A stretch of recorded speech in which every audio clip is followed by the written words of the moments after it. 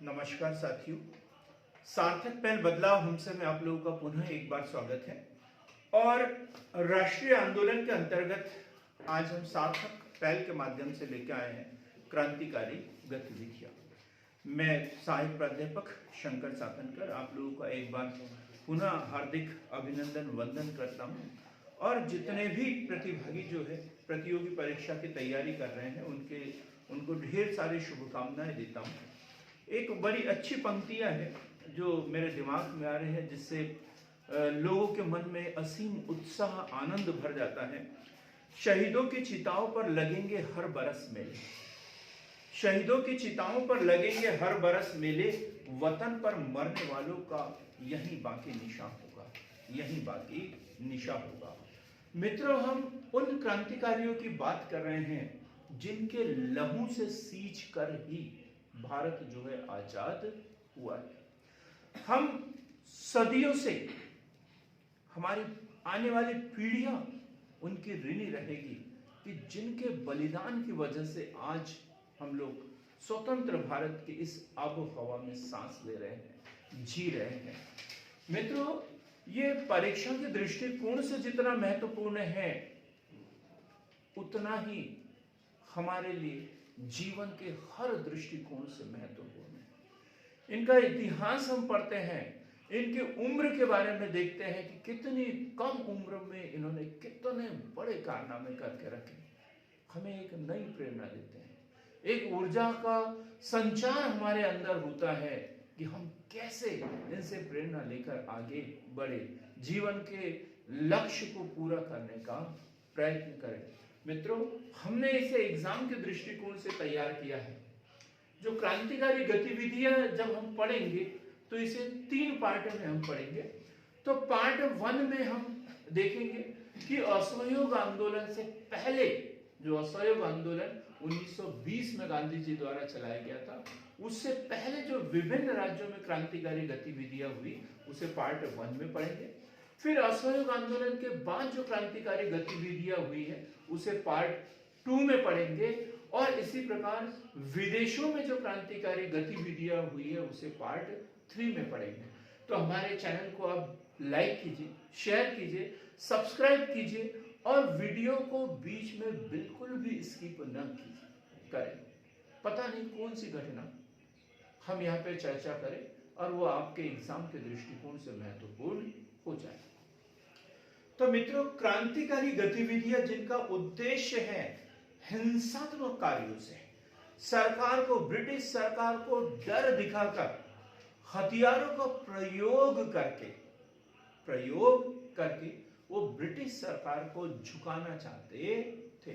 जहां उस समय राष्ट्रीय आंदोलन में जो राष्ट्रीय कांग्रेस है, भारतीय राष्ट्रीय कांग्रेस है, आवेदन, निवेदन, प्रार्थना पत्र, स्मरण पत्र आदि के माध्यम से स्वराज प्राप्त करना चाहते थे, तो वही क्रांतिकारी जो थे वो हिंसात्मक गतिविधियों के माध्यम से सरकार को डर दिखाकर उन्हें झुकाना चाहते थे। तो हम जब क्रांतिकारी गतिविधियां पढ़ेंगे तो हम स्टेट वाइज पढ़ते हैं, राज्य वाइज पढ़ते हैं। तो सबसे पहले पढ़ते हैं बंगाल, जो क्रांतिकारी गतिविधियों का प्रमुख केंद्र था। बंगाल, तत्कालीन बंगाल, जिसमें बंगाल, बिहार, उड़ीसा, आसाम आदि शामिल हुआ करते थे। और यहां क्रांतिकारी गतिविधियां बहुत उग्र थी, इसीलिए 1905 में बंगाल को विभाजित करने की भी योजना बनाई थी। और ये सरकार का दांव उल्टा पड़ गया और बंगाल विभाजन के बाद में जो है क्रांतिकारी गतिविधियां और अधिक तीव्र वहां पर हो गई थी। तो हम बंगाल की बात करते हैं और बंगाल की में सबसे पहले एक समिति की बात करते हैं, वो है अनुशीलन समिति। अनुशीलन समिति छोटा सा क्वेश्चन बन सकता है, 3 नंबर का, 5 नंबर का, ऑब्जेक्टिव टाइप क्वेश्चन भी बन सकता है। अनुशीलन समिति, तो इसका जो गठन हुआ है ज्ञानेंद्र नाथ बसु, ज्ञानेंद्र नाथ बसु, कोई भी नाम इसमें पूछा जा सकता है, जतेंद्र नाथ बनर्जी, जतेंद्र नाथ बनर्जी, जतीन्द्र नाथ बनर्जी और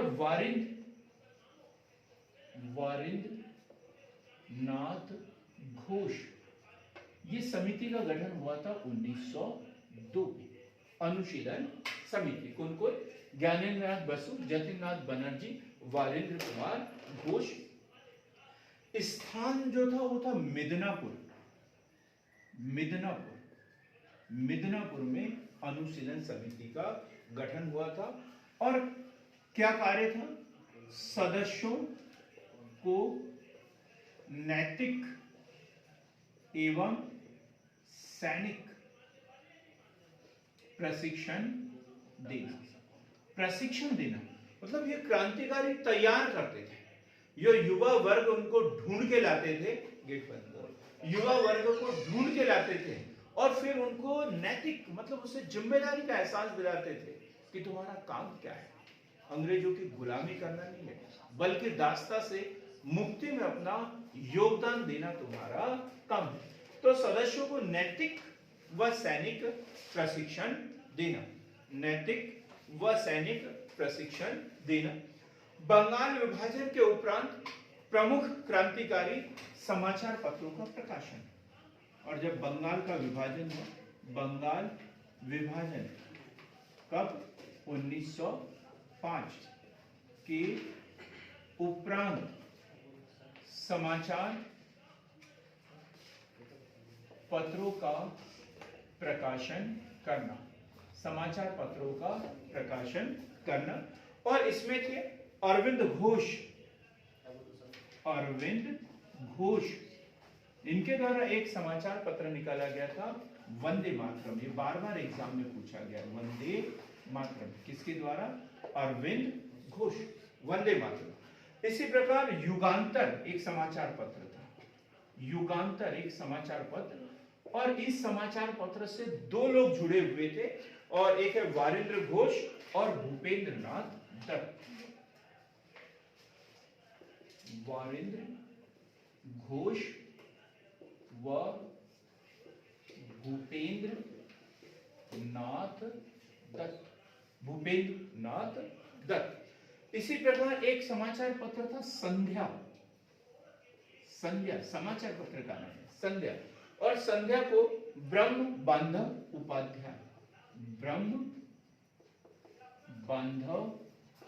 उपाध्याय, इसी समाचार पत्र के माध्यम से ब्रह्म बांधव उपाध्याय द्वारा रविंद्रनाथ टैगोर को गुरुदेव कहकर संबोधित किया गया था। तो हमने देखा अनुशीलन समिति गठन कब? 1902 मिदनापुर में। क्या पढ़ रहे हैं? अनुशीलन समिति 1902 मिदनापुर। ज्ञानेन्द्र नाथ बसु, जतीन्द्र नाथ बनर्जी, वागेंद्र कुमार घोष इससे संबंधित थे। सदस्यों को नैतिक व सैनिक प्रशिक्षण देना इनका काम था। बंगाल विभाजन जो 1905 में हुआ था, उसके उपरांत विभिन्न समाचार पत्रों का प्रकाशन इस समिति के द्वारा किया गया। अरविंद घोष द्वारा वंदे मातरम, वारिंद्र घोष भूपेंद्र नाथ दत्त द्वारा युगांतर, और ब्रह्म बांधव उपाध्याय द्वारा संध्या जो समाचार पत्र है उसका प्रकाशन किया गया था। और इसी समाचार पत्र के द्वारा रविन्द्रनाथ टैगोर को गुरुदेव कहकर संबोधित किया था। अब इसके बाद हम देखेंगे अलीपुर षड्यंत्र केस। अलीपुर षड्यंत्र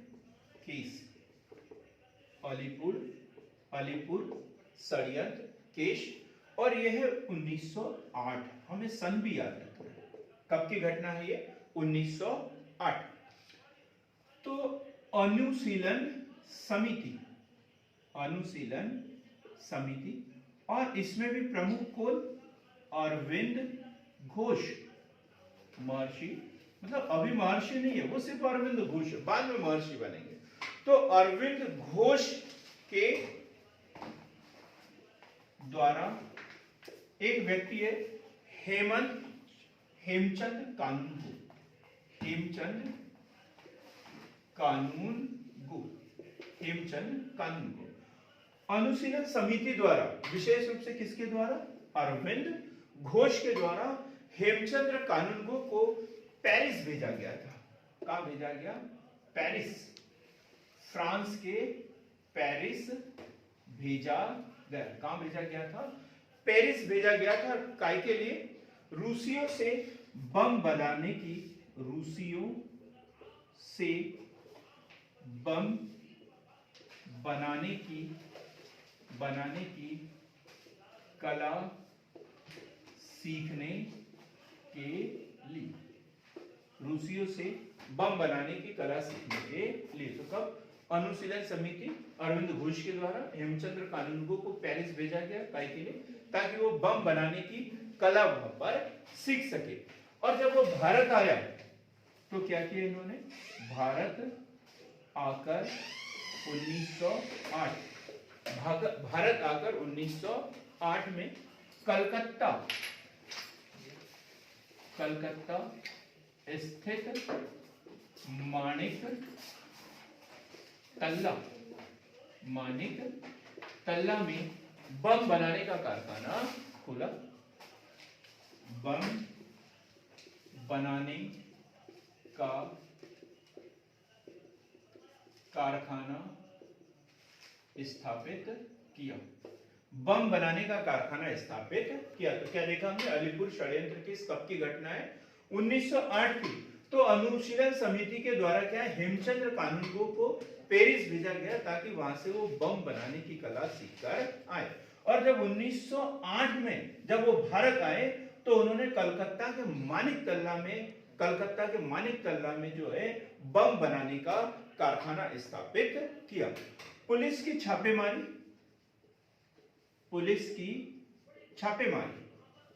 क्योंकि मुखबिरी भी होती है, तो पुलिस की छापेमारी में वहां से 34 लोगों को गिरफ्तार किया। 34 लोगों को गिरफ्तार किया। 34 लोगों को गिरफ्तार किया। पुलिस की छापेमारी में 34 लोगों को गिरफ्तार किया, जिसमें वारिंद्र घोष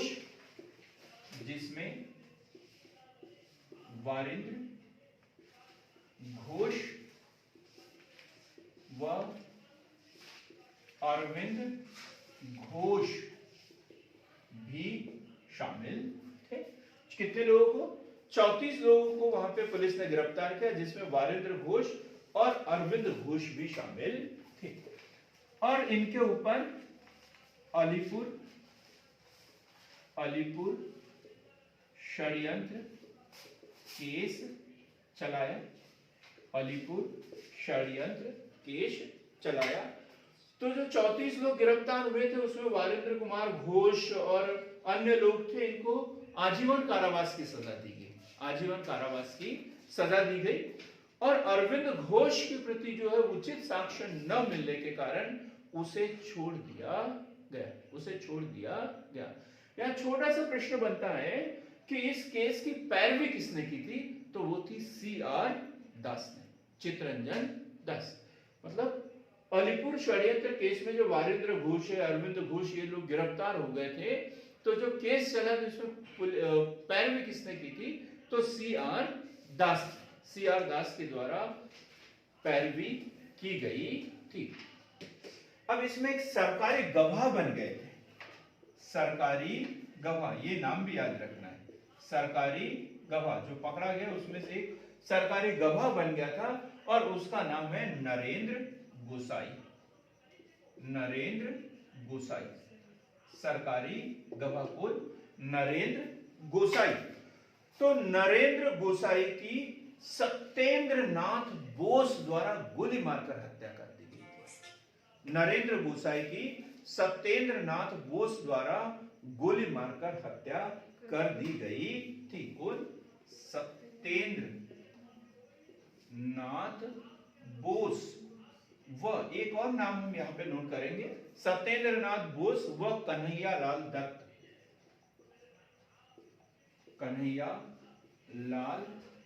दत्त ने मिलकर गोली मारकर हत्या कर दी थी। अब हम बात करेंगे यहां पर अरविंद घोष की।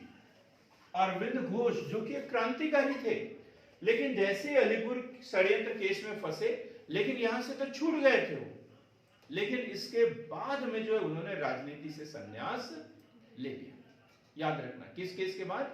अलीपुर षड्यंत्र केस के बाद में महर्षि अरविंद घोष ने जो है राजनीति से संन्यास ले लिया।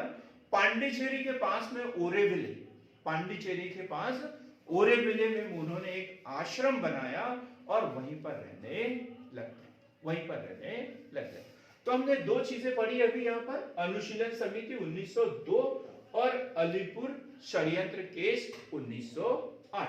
अब इसके बाद हम पढ़ेंगे हावड़ा षड्यंत्र केस। हावड़ा षड्यंत्र केस। हावड़ा, सीधी सी बात है, हावड़ा कहां पर है? कलकत्ता में है, हावड़ा ब्रिज हुगली नदी पर।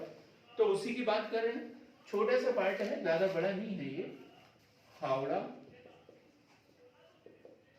षड्यंत्र केस, हावड़ा षड्यंत्र केस। ये घटना है 1910 की। कब की? 1910 ईस्वी की। ठीक, तो सेम ऐसे जो अनुशीलन समिति का काम यहां पर किया जा रहा था, अनुशीलन समिति का काम किया जा रहा था, और इससे संबंधित थे जतीन्द्र नाथ मुखर्जी। जतीन्द्र नाथ मुखर्जी। कौन संबंधित इससे? जतीन्द्र नाथ मुखर्जी। जतीन्द्र नाथ मुखर्जी।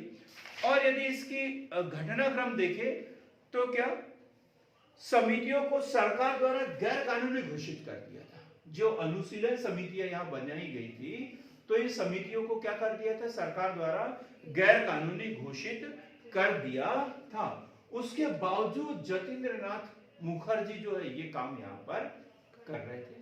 लोगों को प्रशिक्षण देना, सैनिक प्रशिक्षण देना, नैतिक रूप से उसे प्रोत्साहित करना, इस तरीके के काम जो है जतीन्द्र नाथ मुखर्जी यहां पर कर रहे थे, जिन्हें बाघा जतीन भी कहते हैं। बाघा जतीन के उपनाम से भी जाना गया। बाघा जतीन के उपनाम से भी जाना गया। और 1915 में जो है, 1915 में बालासोर में मुठभेड़ में मृत्यु हो गई। इन्हें दोषी कब बना दिया था? वैसे 1910 में हावड़ा षड्यंत्र केस में दोषी बना दिया था, लेकिन वो वहां से फरार हो गए।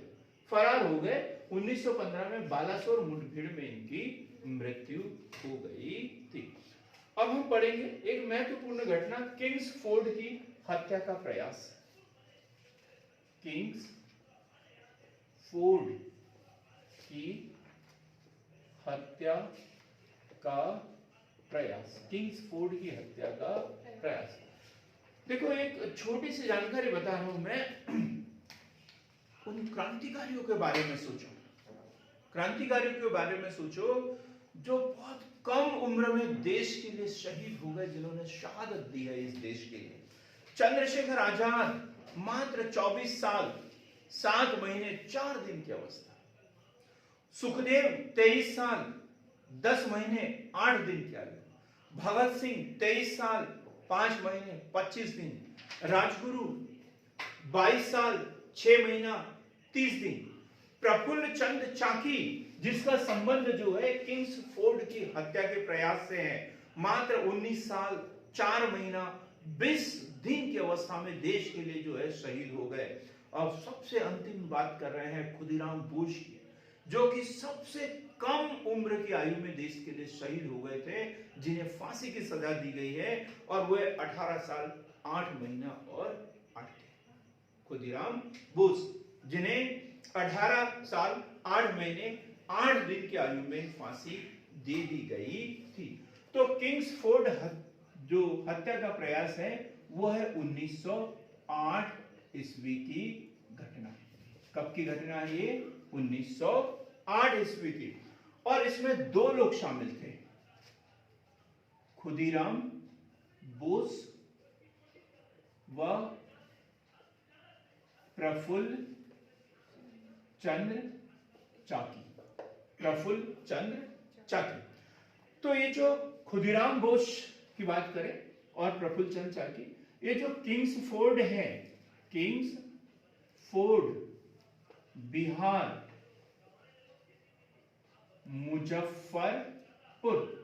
मुजफ्फरपुर में पूर्व में न्यायाधीश कौन है ये?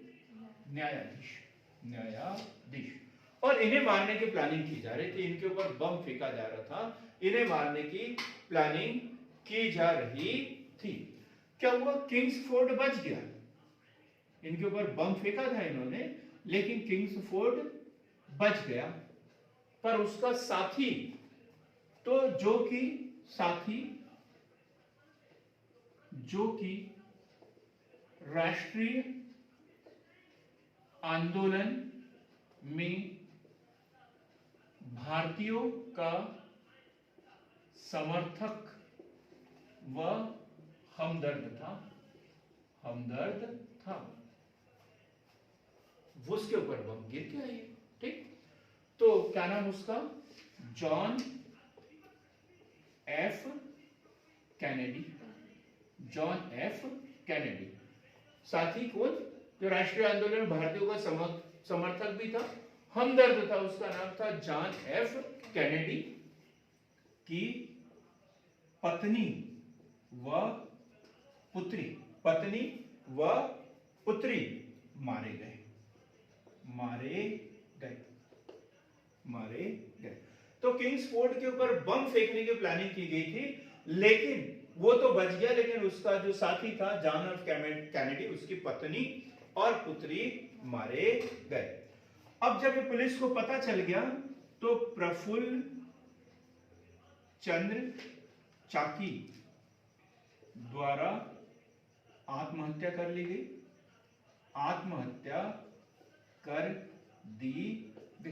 उसने आत्महत्या कर ली। और खुदीराम बोस को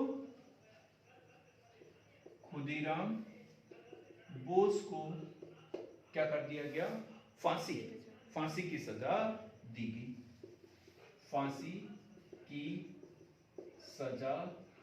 गई। खुदीराम बोस को फांसी की सजा दी गई। तो खुदीराम बोस सबसे कम उम्र में फांसी पाने वाले क्रांतिकारी थे। ये जो मुजफ्फरपुर है आज भी लीचियों के लिए बहुत प्रसिद्ध है। बिहार का मुजफ्फरपुर काय के लिए प्रसिद्ध है? लीचियों के लिए बहुत प्रसिद्ध है। तो इस तरीके से हमने क्या, बंगाल में जो क्रांतिकारी आंदोलन है उसमें पढ़ा। तो उसमें है हावड़ा षड्यंत्र केस हमने पढ़ा, किंग्सफोर्ड की हत्या का प्रयास हमने पढ़ा। अब हम देखेंगे पंजाब के प्रमुख क्रांतिकारी आंदोलन। पंजाब जो प्रांत है वहां पे प्रमुख क्रांतिकारी आंदोलन। हम दूसरा प्रांत पढ़ेंगे पंजाब।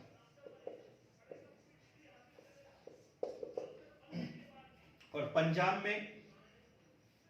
में पड़ने वाले अकाल भूराजस्व की जो दरें थी उसमें लगातार वृद्धि होते जा रही थी, इसलिए वहां पर आंदोलन होते जा रहे थे।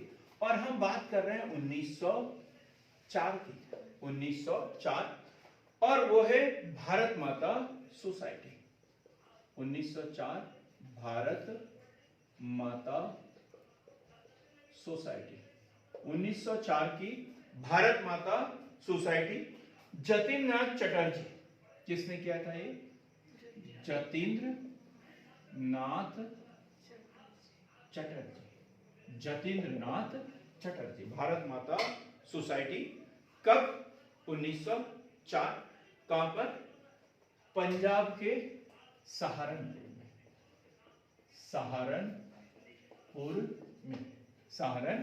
में। अब इसके सदस्य कौन थे? सदस्य यदि देखें तो उसमें लाला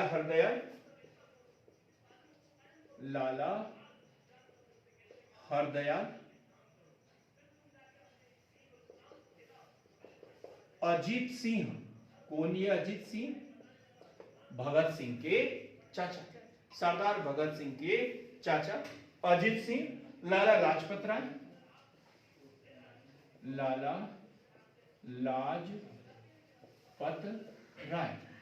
लाजपत राय और सूफी अम्बा प्रसाद,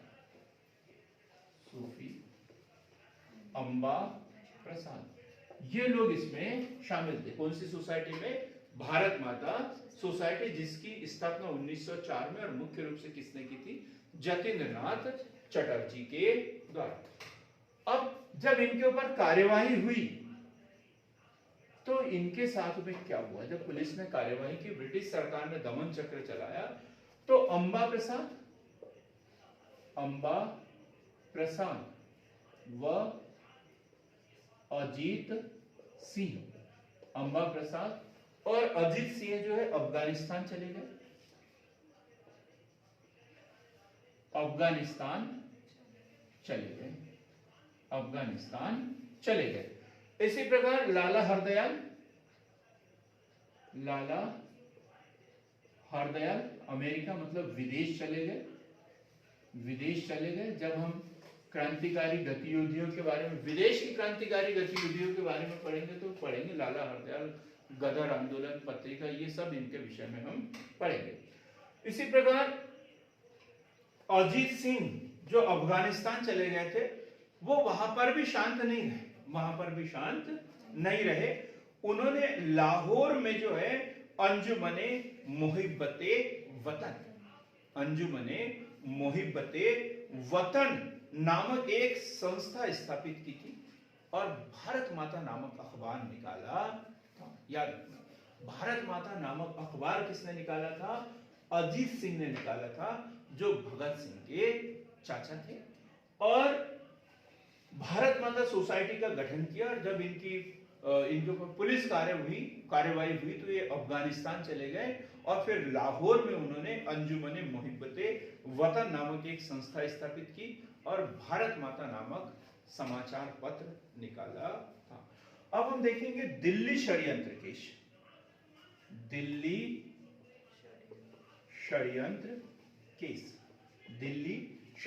केस और ये है 1912। हम बात करें, भारत की राजधानी पहले क्या हुआ करती थी? कलकत्ता। और 1912 से क्या हुई? दिल्ली। 1912 से क्या हुई? दिल्ली। तो 1911 में दिल्ली दरबार, और दिल्ली दरबार में जॉर्ज पंचम वगैरह आए थे। अब 1912 में फिर से दिल्ली की घटना, और राजधानी जो है कलकत्ता से दिल्ली हस्तांतरित हुई। और वायसराय उस समय थे लॉर्ड हार्डिंग द्वितीय। कौन थे? लॉर्ड हार्डिंग द्वितीय पर रास बिहारी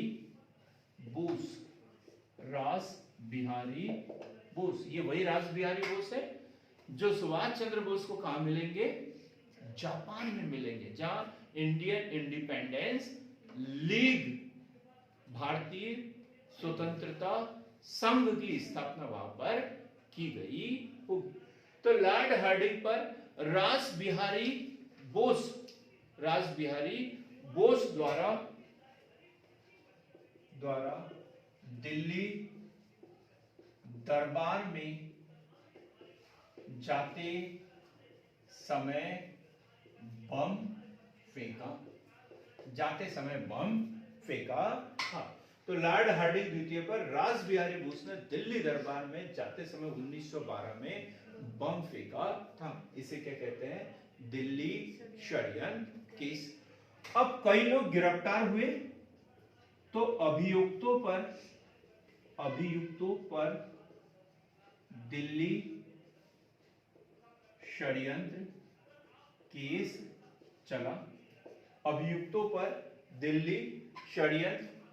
चला। इसमें अमीर चंद्र,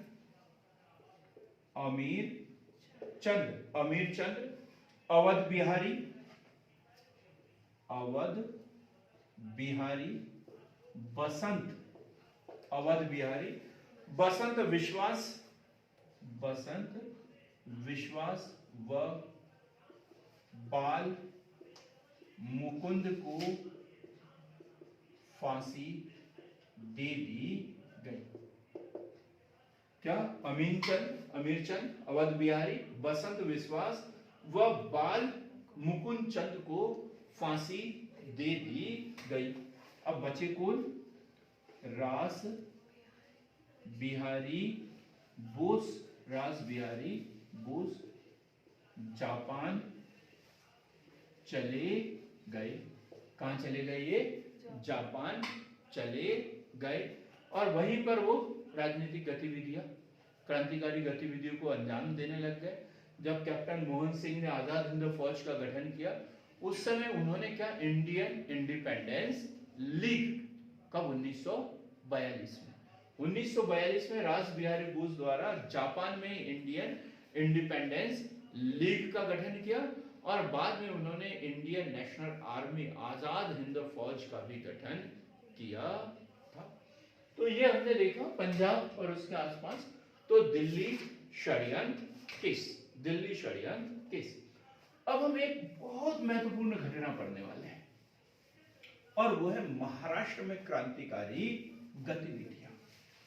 जब जब हम पढ़ेंगे तब तब हमें एक नई ऊर्जा मिलेगी कि क्रांतिकारी हो तो ऐसे, क्रांतिकारी हो तो ऐसे, जीवन का यदि सदुपयोग करना हो तो वो ऐसे, वो ऐसे। हम बात कर रहे हैं महाराष्ट्र और वो है पूना, पूना के चित पावन ब्राह्मणों की, ब्राह्मणों की, चित पावन ब्राह्मणों की। और वहां पे क्या है, प्लेग महामारी फैली थी। कौन सी? प्लेग महामारी फैली थी। और इस महामारी की जांच के लिए कि कितना नुकसान हुआ, क्या है, इसकी जांच के लिए, जांच के लिए अंग्रेज अधिकारी नियुक्त किए थे, अंग्रेज अधिकारी नियुक्त हुए थे। रैंड फ्लैग कमीशन, कौन थे? रैंड। और दूसरा था एयरस्ट, ये अरेस्ट, दो लोग थे, रैंड एंड एयरस्ट। तो फ्लैग कमिश्नर कौन थे? रैंड एंड एयरस्ट को भेजा। अब इनका काम था जांच करना, लेकिन जांच करने के बहाने ये लोगों के घरों में घुस रहे थे, घरों में घुस रहे थे।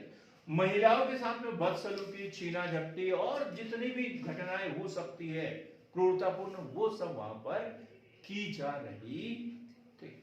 यहां तक पहुंच गई बात सीधी कि पूना में कौन सी बीमारी?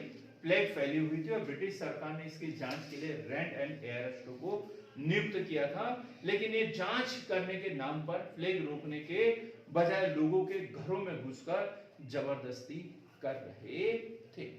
अब हम बात करते हैं 1857 ईस्वी, सॉरी 1897, कब की घटना है? 1897 और यहां पर है चापेकर बंधु, चापेकर बंधु। कितने हैं ये संख्या में? 3।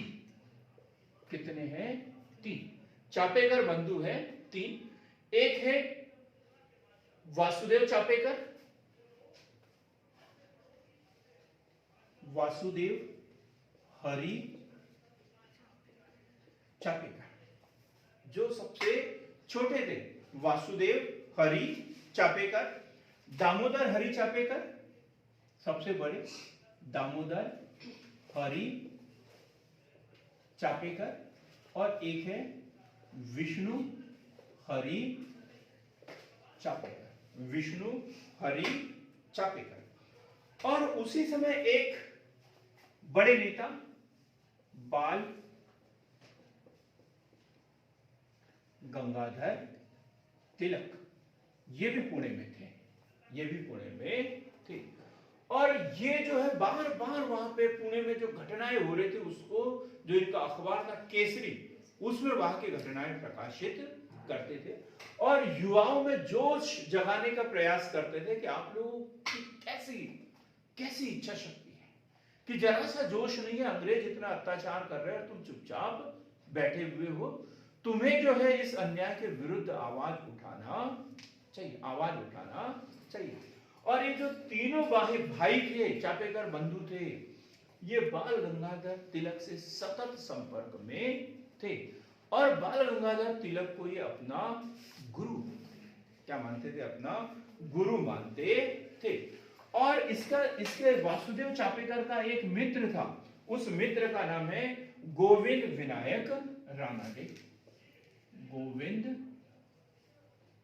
विनायक रानाडे, गोविंद विनायक रानाडे, ये कौन है? इनका मित्र है। जब बाल गंगाधर तिलक साहब द्वारा इनको बार बार उकसाया गया, ऐसे भाषण दिए गए, जोशीले भाषण दिए गए, तो इन्होंने क्या किया, एक घटना को अंजाम दे दिया। और अंजाम क्या था? वो है 22 जून 1897, 22 जून 1897। तो वहां पर जो ब्रिटिश साम्राज्य की यहाँ पर जो साम्राज्य थी, उसकी हीरक जयंती मनाई जा रही थी। कौन सी जयंती? हीरक जयंती। हीरक जयंती मनाई जा रही थी और उसमें शामिल होने के लिए कौन आए थे? रैंड एंड और यरस्ट वहां पर उपस्थित हुए थे, पुणे में उपस्थित थे। और तब इन्होंने उनको मारने की प्लानिंग कर दी। बराबर था कि गोली कौन मारेगा, कौन रास्ता देखेगा, ये पूरी तैयारी उनकी थी। और जैसे ये बाहर निकले, रैंड एंड यरस्ट बाहर निकले और बग्घी में बैठे, तो दामोदर हरि चापेकर ने रैंड के ऊपर, दामोदर हरि चापेकर ने, और यरस्ट के ऊपर विष्णु हरि चापेकर ने गोली दाग दी। जो रैंड है वो तुरंत ही वहीं पर मौके पर ही उसकी डेथ हो गई। और जो यरस्ट है लगातार मतलब 3 दिन तक वो हॉस्पिटल में भर्ती रहा और उसके बाद में उसकी भी मृत्यु हो गई। अब पुलिस जो है इनकी खोजबीन कर रही है। दामोदर हरि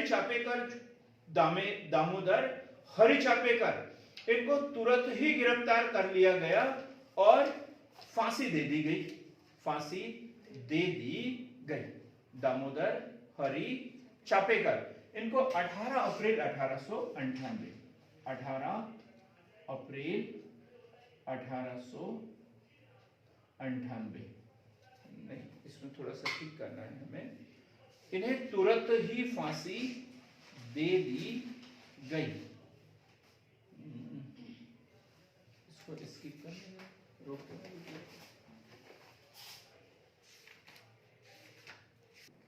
18 अप्रैल 1898 को फांसी दे दी गई। 18 अप्रैल 1898 को फांसी दे दी गई।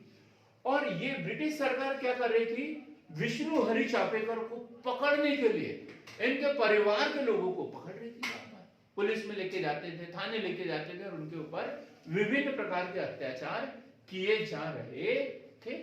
तो जब विष्णु हरि चापेकर को ये बात पता चली तो उन्होंने स्वयं ही 9 फरवरी 1899 को पुलिस के समक्ष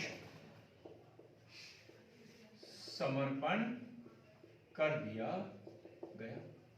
पुलिस ने पकड़ा क्या उन्होंने? नहीं। जब उनके परिवार को वहां पे परेशान किया गया तब उन्होंने स्वयं ही पुलिस के सामने आत्मसमर्पण कर दिया। कब? 9 फरवरी 1899 को। एक को फांसी दे दी गई, दूसरा गिरफ्तार हो गया। अब तीसरा भाई बचा है वासुदेव हरि चापेकर। जब वासुदेव हरि चापेकर को यह पता चला कि द्रविड़ बंधु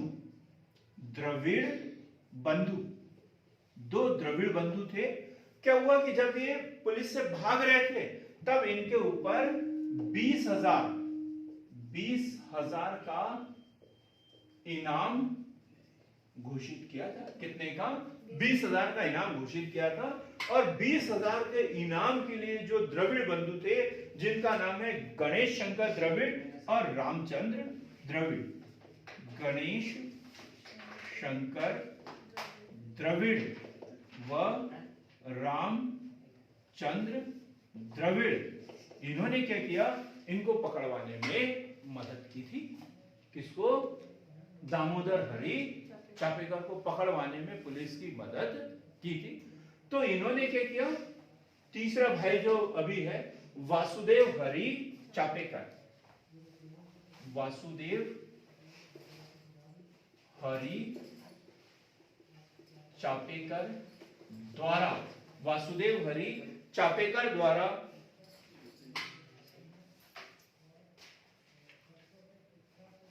8 मई 1999, कब? 8 मई 1899, 8 मई 1899 को हत्या कर दी गई। ठीक है, ये भी।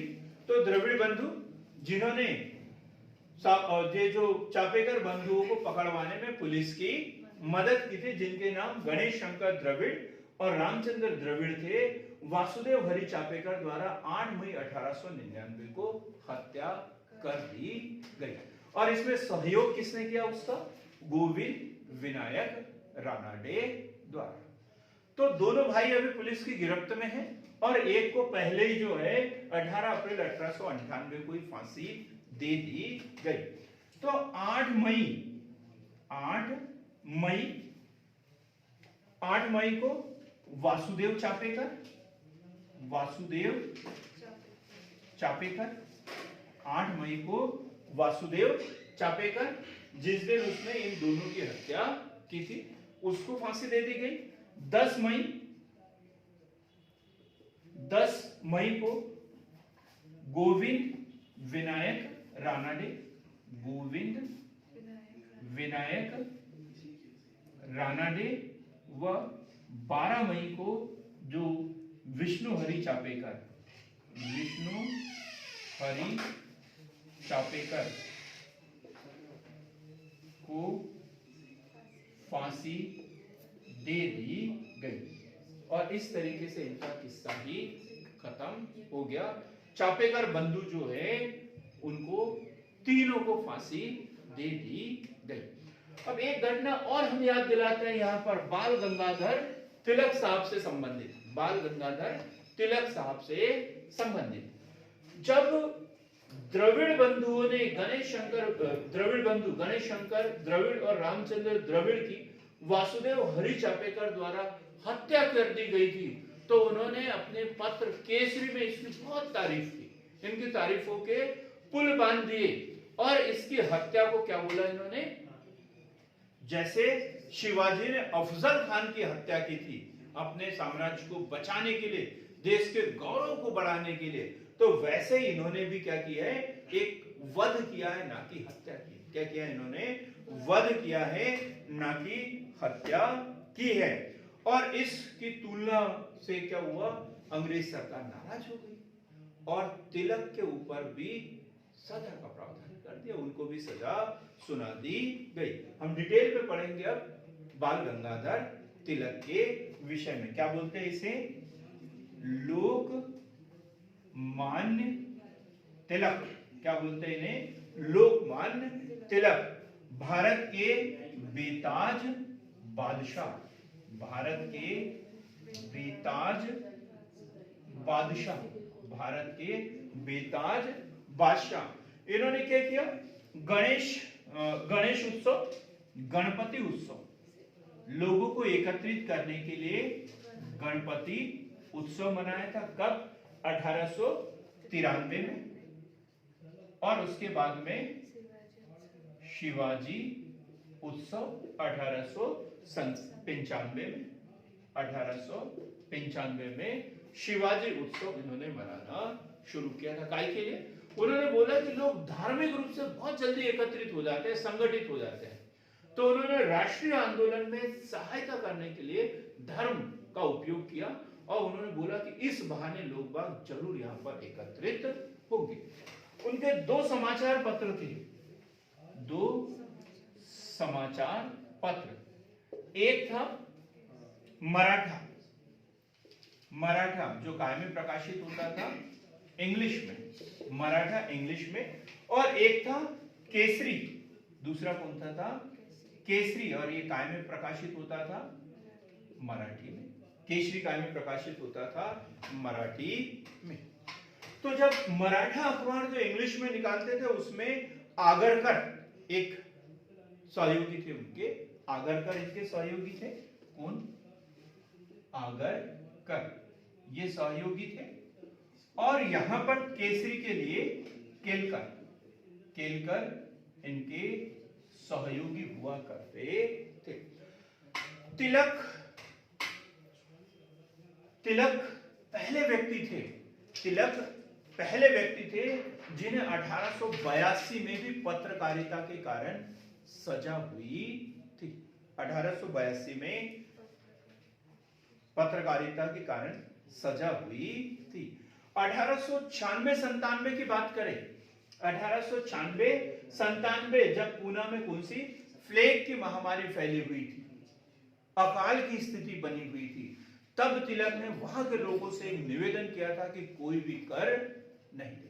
1896-97 में पूना में लोगों से उन्होंने कर नहीं देने का निवेदन किया था। एक आंदोलन वहां पर कर न देने का आंदोलन भी चलाया था।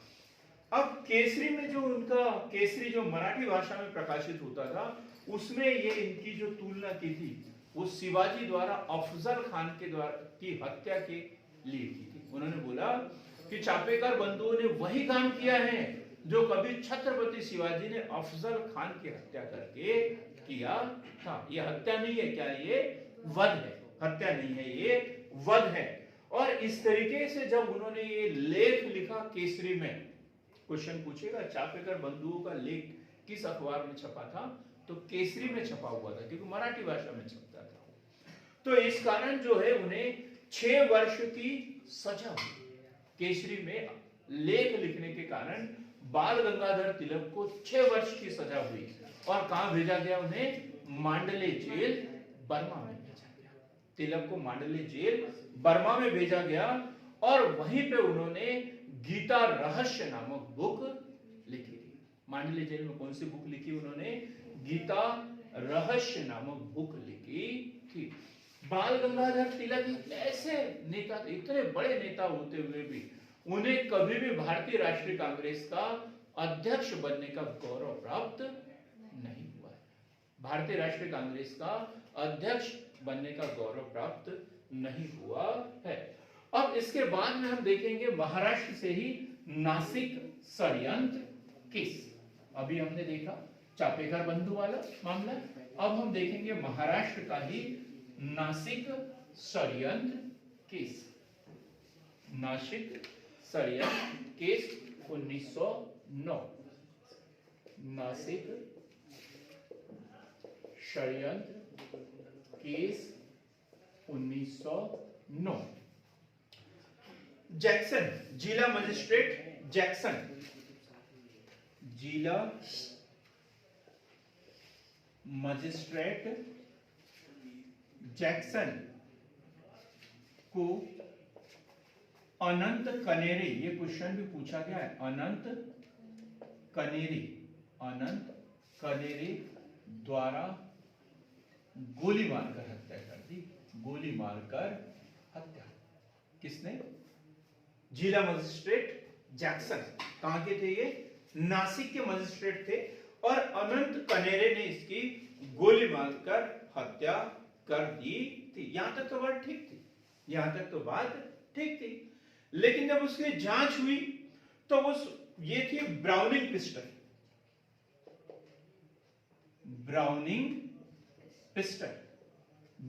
पिस्टल से हत्या हुई थी। तब ये बात हुई कि ये पिस्टल तो यहां पे होती ही नहीं है भारतीयों के पास में, तो ये आई कहां से? भाई अनंत कनेरे ने गोली मारकर हत्या कर दी तो उसको फांसी दे दी जाए। लेकिन जब जांच हुई कि ये पिस्टल किस पिस्टल से हत्या हुई है, तो ये ब्राउनिंग पिस्टल से हुई है। ब्राउनिंग पिस्टल उस समय भारत में होती नहीं है, ये लंदन में होती थी। फिर यहां आई कैसे? उसकी जब पूरी जांच हुई तो पता चला कि सावरकर, बीडी सावरकर द्वारा लंदन से भेजी गई है, लंदन से भेजी गई है। तो इस हत्या के तार अब कहां तक पहुंच गए? लंदन तक। और किससे जुड़ गए? बीडी सावरकर।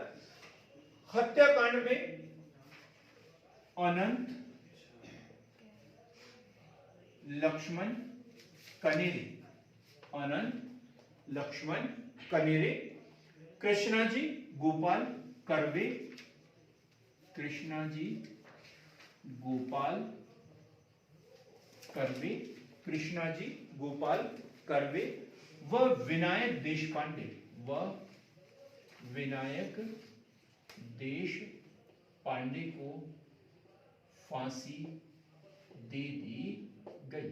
विनायक देशपांडे को फांसी दे दी गई। 3 लोगों को तत्काल फांसी दे दी गई। बीडी सावरकर, बीडी सावरकर को लंदन से गिरफ्तार किया, लंदन से गिरफ्तार किया। लेकिन अब उनके ऊपर जुर्म हत्या का तो नहीं लगेगा, उन्होंने वहां से बंदूक भेजी है, हत्या का तो नहीं लगेगा। तो गिरफ्तार करके 1911 में से गिरफ्तार करके 1911 में आजीवन कारावास, क्या दे दिया इन्हें? आजीवन कारावास, आजीवन कारावास दे दिया गया। तो सावरकर के साथ में एक थे भाई गणेश सावरकर, विष्णु विनायक सावरकर, बीडी सावरकर तो थे ही, उसके साथ में गणेश सावरकर, मतलब सावरकर बंधु को ही गिरफ्तार करके आजीवन कारावास दे दिया गया। अब इससे क्या हुआ? जो वहां लंदन की जो टीम थी वो टूट गई। अब महाराष्ट्र में क्रांतिकारी गतिविधियों की रीढ़ ही टूट गई, वहां कुछ बचा क्या? नहीं। जो हथियार वगैरह सप्लाई हो रहे थे वो ही खत्म हो गए। 1920 में पटेल, 1920 में पटेल व तिलक द्वारा दया याचिका दायर की गई। काय के लिए? ये जो 1911 से जिन्हें उम्र कैद मिली है, आजीवन कारावास मिला है, उनसे छुड़वाने के लिए। 1921 में सावरकर को 1921 में सावरकर को रिहा कर दिया गया, लेकिन सशर्त रिहा कर दिया गया, सशर्त रिहा कर दिया गया। और बाद में देखेंगे कि हम 1921 के बाद में जो है असहयोग आंदोलन, चौरा चौरी कांड और ये सब होगा, और जो क्रांतिकारी जो आंदोलन है वो धीरे धीरे क्या हो जाएगा? शांत हो जाएगा। लेकिन हम देखेंगे कि जैसे ही असहयोग आंदोलन समाप्त होगा और ये अहिंसक आंदोलन से सफलता नहीं मिलेगी, हमें स्वराज्य प्राप्त नहीं होगा, तो क्रांतिकारी गतिविधियों का दूसरा दौर शुरू होगा, जिसे हम अगले वीडियो में देखेंगे। तो ऐसे ही हमारे साथ बने रहिए, हमसे जुड़िए, हमारे चैनल को लाइक कीजिए, शेयर कीजिए, सब्सक्राइब कीजिए, ताकि जो ऐसे महत्वपूर्ण वीडियो, एक अच्छी बेहतर क्लास आप लोगों को प्राप्त हो सके। बहुत बहुत धन्यवाद।